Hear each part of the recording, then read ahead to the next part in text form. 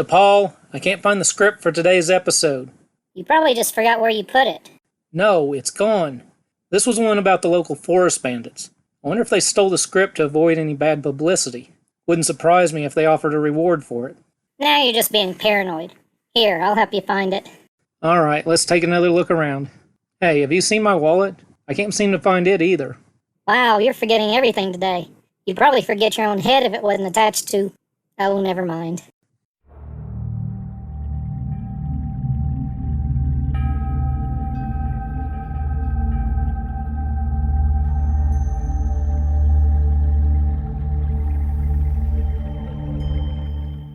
Perhaps your players run characters that are law-abiding citizens, always following the rules of the kingdom they live in.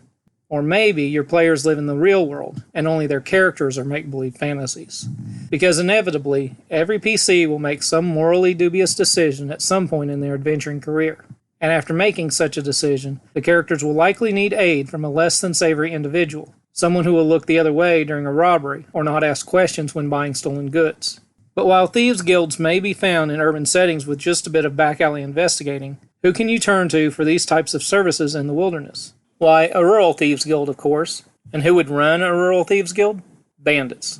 For today's video, we'll be looking into the history and activities of the forest bandits of the Sentinel Woods from the Unfriendly campaign. These bandits are a faction within the world of Unzerwelt, but also function as a thieves' guild, having many of the same services as PCs would find in an urban guild of this type. Although the forest bandits are part of an existing world, they can be used in whole or in part as the basis for a rural thieves guild in your own campaign. So let's see how it all began. The story of the forest bandits begins with the hunting lodge of Sentinel Woods. Once members of the lodge, some of these hunters took to poaching the kills of their kinsmen, a simpler and more lucrative occupation than doing their own hunting and trapping. When the head of the lodge learned of these activities, the culprits were banished from the guild. However, the group retained enough cohesiveness to form their own group, establishing a secret hideout away from the hunters while continuing their illicit activities against them and other easy targets in the region. While the forest bandits don't advertise themselves openly to those they meet, they are constantly on the lookout for individuals with similar motivations, living an easy life, usually at the expense of others. If any bandits witness the PCs breaking into a building or stealing from someone, especially the hunters, they may approach them about joining the forest bandits. The final decision is up to the bandits' leader and involves a test of their loyalty, but entry into this guild presents the party with a unique opportunity not normally found in the wild. Robert Barron, the instigator of the split within the hunting lodge, now serves as the leader of those who were cast out of the guild. This young ex-hunter has made a name for himself by gathering his most loyal followers to stamp out any who would challenge his rule in forming a new guild, the Forest Bandits. However, those who remained loyal to Robert have shared in the glory of his vision as the new Thieves Guild of Sentinel Woods grew. By focusing on various targets and never bleeding any one opportunity dry, the bandits have been able to indulge in the luxuries more commonly associated with city life. And with his connections in the distant town of Potsdam, the guild leader has been able to fence stolen goods and magical artifacts from the region with impunity, gradually increasing the wealth of all members. Life has been good for the forest bandits, but Baron is always looking to the future. Growing threats from the hunting lodge and the dwarves of Kleinstad have put the bandits on the defensive from time to time, and Robert hopes to find a suitable successor for the guild so that he can one day retire to a life of luxury far from these woods. Thus, he continues his exploits against those who would wish him dead. Truly, there is no rest for the wicked. Most bandits in the guild avoid using their real name due to their history with the hunting lodge and other locals, instead preferring nicknames earned during their time at the hideout. But one guild member takes her secrecy to the extreme. Known only as the Nightingale, she is said to be a spy in the nearby village of Winston, yet none of the other bandits have ever seen her face. Always wearing an enchanted carnival mask that not only hides her appearance but also disguises her voice, she uses her anonymity to glean secrets from commoners and share any lucrative information with Robert, who has come to rely on her information-gathering services.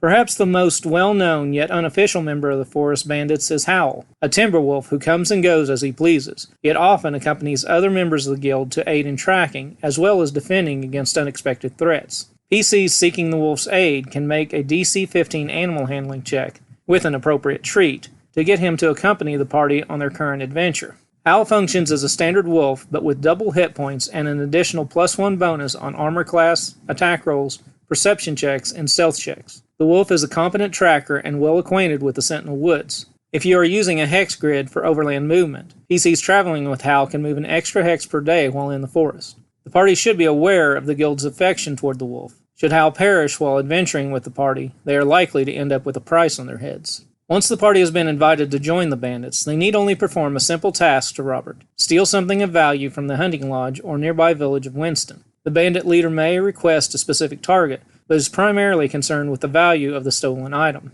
After handing over their newfound treasure to the guild, all participants in the theft gain 1 renown and are ushered in as true bandits of the Hideout. By aiding other members of the guild, they can gain additional renown to improve their standing with the criminal faction. If you allow additional skill and tool training in your campaign, PCs can learn the proper use of Thieves tools from veterans of the guild. Training with one of these experts requires 1 week of downtime and costs 100 gold pieces, plus the cost of the tools. Another service available from the guild is hiring a scout, but only with the guild leader's approval, as the skills of these outdoorsmen are highly valued by the entire guild. Scouts charge 50 gold pieces per job, usually a single dungeon, as well as 1 share of treasure from the spoils. A scout has a high perception modifier, can open locks and disarm traps, but does not engage in combat except to defend themselves. If combat is required of them, they charge an additional 50 gold pieces after each battle. Should the party hire a scout for a dungeon delve and return without them, they could find themselves in a lot of hot water with the Thieves Guild. The Bandit hideout is in a rather secluded part of Sentinel Woods. PCs who have been welcomed into the guild may find the need to rest here on occasion. Doing so will earn them a long rest bonus, granting each PC advantage on both deception and insight checks for the next 24 hours. Eavesdropping on the tales of other bandits can be useful when lying to get what you want, as well as avoiding such falsehoods yourselves. However, the party's first night here is not without its hazards. After finishing their first long rest at the hideout, the PCs must make a DC 20 perception check or lose 1d10 gold pieces to thieves in the night. This is, as the other bandits will soon point out, merely an initiation fee into the guild, which the party may be able to participate in down the road. Joining the bandits can lead to a wealth of adventuring opportunities. Here are just a few to get your party started on their journey as outlaws of the land. Lone Wolf. When Hal goes missing for too long, some poachers of the guild post a small reward for the wolf's return. If the PCs investigate, they can track him to a remote cave where he is defending his new mate and a litter of pups from a ravenous bear that shares the territory. Hal refuses to return to the bandits until this threat is eliminated. Charming.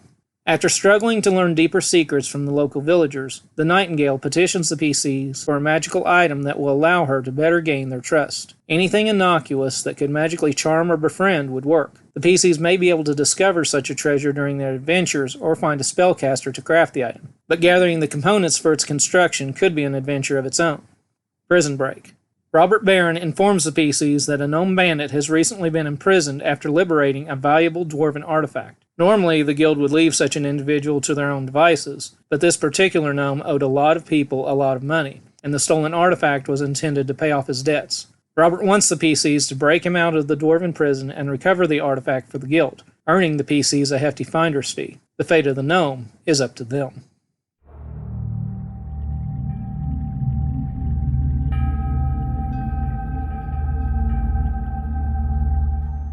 That does it for this episode. The next time your party thinks that pickpocketing and fencing stolen goods are just activities for the big city, give them a taste of this rural thieves guild. Until then, I'm David Watches. And I'm Nicole Mandiath. And thanks for watching.